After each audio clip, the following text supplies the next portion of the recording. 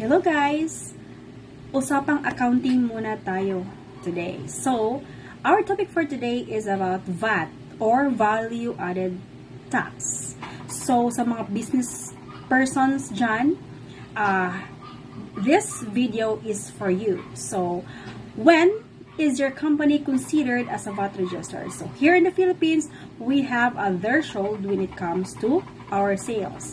It should be that our annual sales is above 3 million. So if we are using calendar year, it starts from January to December, so our sales should be above 3 million. So what is VAT? If you're a VAT registered business, in most cases, you have to charge VAT on the goods and services you provide. At the same time, to lessen your VAT payable, you have also to reclaim the VAT you pay when you buy goods and services for your business. But take note that your supplier should also be a VAT register. So you cannot claim an input to your purchases when your suppliers are non-VAT. So you have to look for a VAT registered suppliers. Okay. So now we will proceed to the computation of our VAT on sales. So since the minutes is very limited, so I will discuss first on how to compute our output. Output means that is a 12% of our sales. So there are two methods in computing the VAT on sale. The first one is a VAT inclusive method. So this is a bit complicated. So when we say VAT inclusive, meaning on your sales, the VAT, the 12% was inherent. So to make it simple, I will show you an explanation or an example. So if you sell computer set amounting to 100,000, which is 100,000 is a VAT inclusive. So here is the computation. So first thing first, you have to get your sales exclusive of VAT. So what you will do, you have to divide the 100,000 to 1.12 in order for you to get the sale that is subject to VAT. So let's say for example 100,000 divided by 1.12, so equals 89,285.71, and we will get there the 12%. So the answer is 89,285,000.71 times 12%, so that is 10,714.29. So the second method in computing our output on sale or our VAT on sale is the VAT exclusive method. So that is quite simple compared to the first method.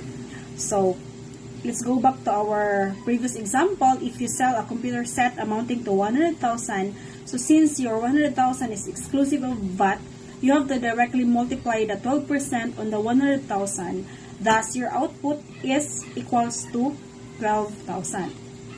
Okay, so again, value-added tax is a form of sales tax. It is a tax on consumption levied on the sale, barter, exchange, or lease of goods or properties and services in the Philippines, and it also applies to importation of goods into the Philippines. So it is an indirect tax which may be shifted or passed on the buyer, transferee, or leasee of goods, properties, or services. So be mindful, guys. This is very important.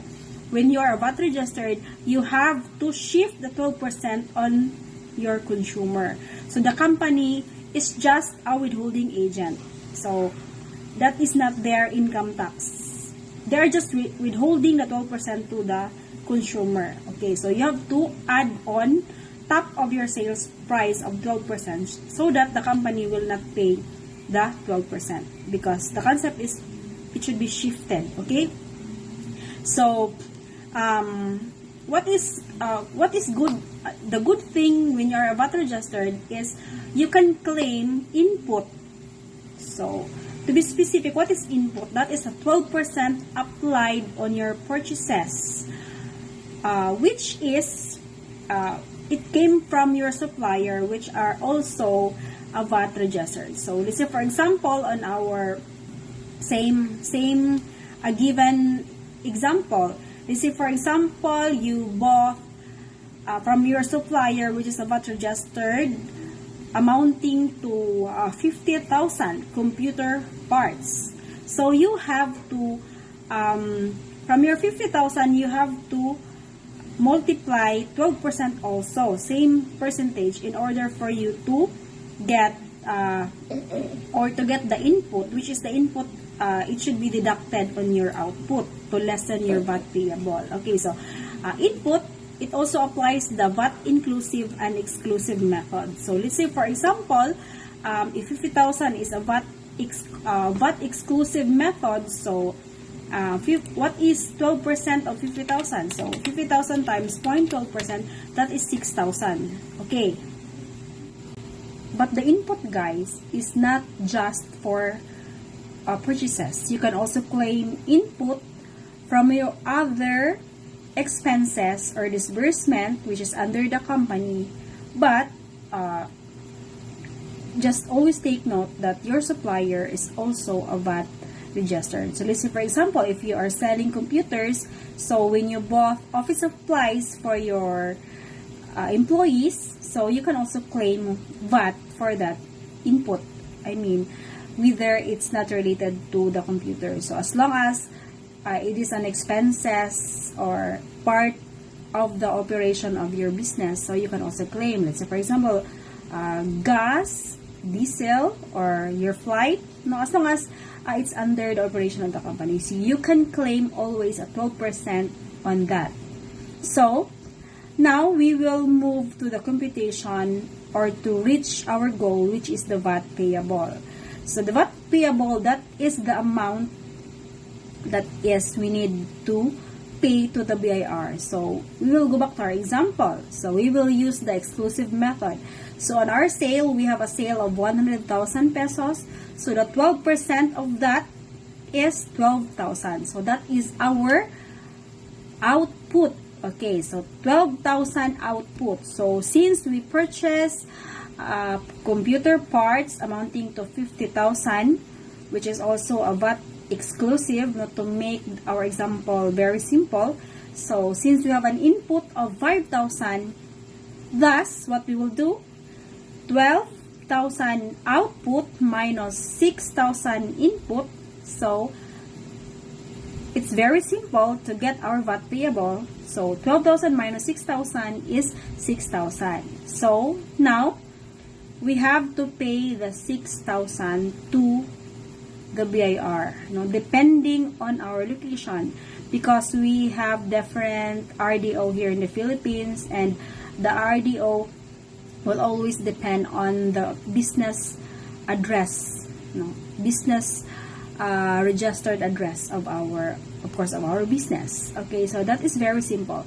So on our next videos or presentation, I will be releasing on how to file it on our BIR form. But before I forget, the form that we need to fill up is 2550M for the monthly and 2550Q for the quarterly. So again, I am Unify Garces, a certified public accountant at your service. So follow na, guys, for more videos, for more very informative videos. Thank you!